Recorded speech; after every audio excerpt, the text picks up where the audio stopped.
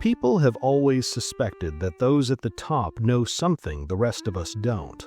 This suspicion didn't start with the internet. It didn't start with conspiracy forums. It didn't even start with modern governments. It started the moment power became uneven.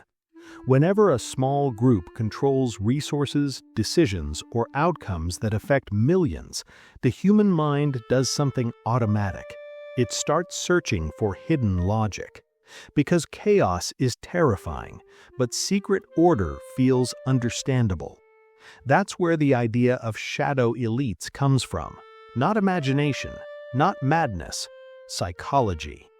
When people talk about Illuminati, deep state, or hidden rulers, they're not always talking about a literal organization. They're pointing to a feeling that the world doesn't move randomly, a feeling that decisions are made far away from ordinary people, a feeling that transparency is selective and accountability is uneven. That feeling is not irrational. It's a response to power distance. Power distance is the psychological gap between those who experience consequences and those who decide them. The wider that gap becomes, the more unreal the elite class feels. They stop feeling like humans. They start feeling like a system, or worse, like something above the system. At the highest levels of influence, something very specific happens to the human mind. Feedback disappears. For most people, feedback is constant. If you do something wrong, someone reacts. If you cross a line, there's friction. If you lie, someone calls you out. But at elite levels, feedback becomes filtered. Criticism arrives late. Blame gets redirected. Responsibility dissolves into committees, advisors, reports, and processes. Psychologically, this creates moral insulation. When actions no longer produce immediate emotional consequences, the brain stops associating behavior with harm. This is where things get dark. Because morality isn't a fixed trait, it's a feedback loop. And when the loop breaks, ethics become abstract. You don't think in terms of people, you think in terms of outcomes. You don't ask, is this right? You ask, will this stabilize things? This is how elites justify actions that would emotionally destroy an average person, not because they're evil, but because they're detached. Detachment is the first dirty secret of power. The second is secrecy through complexity. Most people imagine secrecy as hiding information, but elites rarely hide information outright. They bury it in complexity. Thousands of pages, technical language, legal frameworks, financial instruments, institutional jargon. The information is technically public, but psychologically inaccessible. And when information is inaccessible, control is preserved without force. This is how power hides in plain sight. Another reason elites feel sinister is ritualized separation. Elite spaces are not just expensive, they are symbolic. Private schools, private networks, closed conferences, invitation-only gatherings. These aren't just about comfort, they create identity. When someone passes through doors most people can't, the brain quietly rewrites the story. I'm not like them. I carry responsibility they wouldn't understand. I operate on a different level. This isn't arrogance at first, it's conditioning. And once identity shifts, morality follows. Rules start feeling negotiable. Exceptions feel justified. Silence feels strategic. This is why elite culture often resembles secret societies, even when no formal secret society exists. Same people rotating positions, same institutions funding each other, same silence when lines are crossed. Not because of occult rituals, because network preservation is the real religion of power. Power doesn't trust outsiders. Power trusts continuity. Another dirty psychological mechanism is mutual compromise. At the top, very few people are clean in the traditional sense. Not criminals, but compromised. Favors exchanged. shortcuts taken, rules bent quietly. And once multiple people share compromise, silence becomes survival. Exposing others means exposing yourself, so protection becomes mutual. This is why scandals feel selective, why consequences feel uneven, why some truths surface and others disappear. It's not a cabal, it's a self-sealing system. Now let's talk about symbolism, because this is where people feel something is truly dark. Humans use symbols to communicate hierarchy, always have: crowns, seals, logos, architecture, ritual language. Elite spaces are saturated with symbolism, not mystical, but psychological. Symbols remind people who belongs and who doesn't.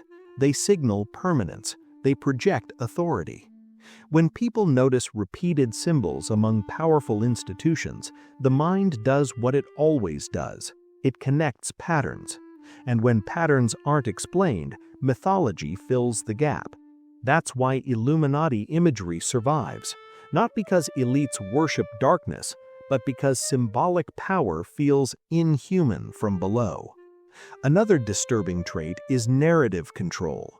Elites rarely control reality directly. They control interpretation. If you control education, media framing, acceptable language, what can be discussed seriously, you don't silence opposition, you make it sound irrational.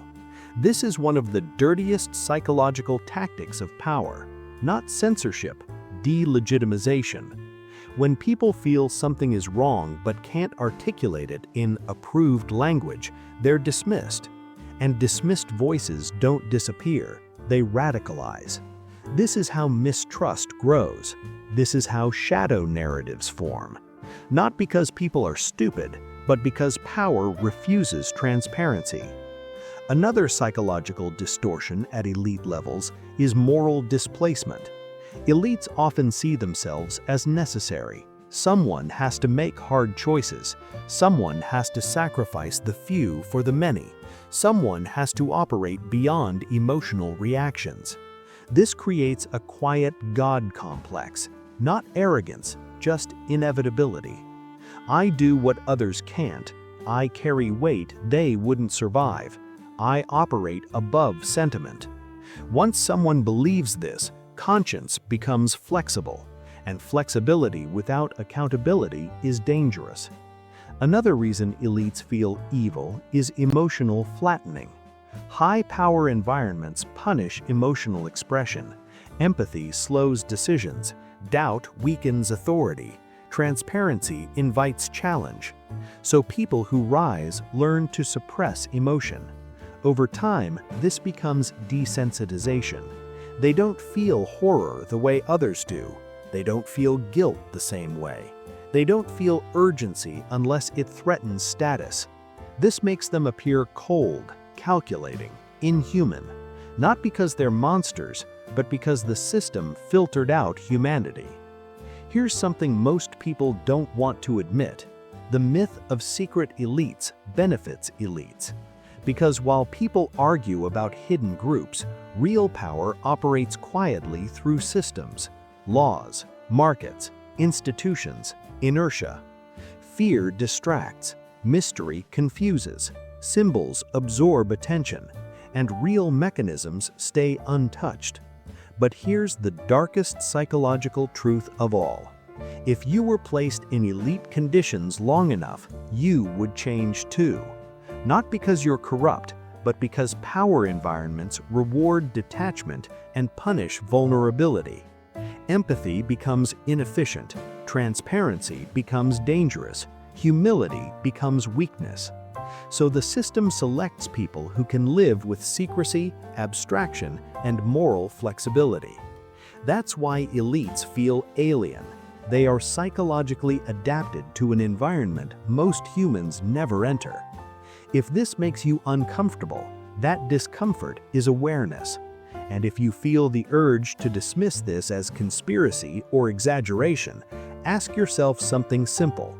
Why do power structures everywhere, across history, culture, and ideology, end up looking the same? Why does secrecy always grow with influence? Why does detachment always accompany authority? Why does control always disguise itself as necessity? Those aren't coincidences, they're psychological laws. If you want to share what this made you think or feel, say it in the comments. Agreement is not required.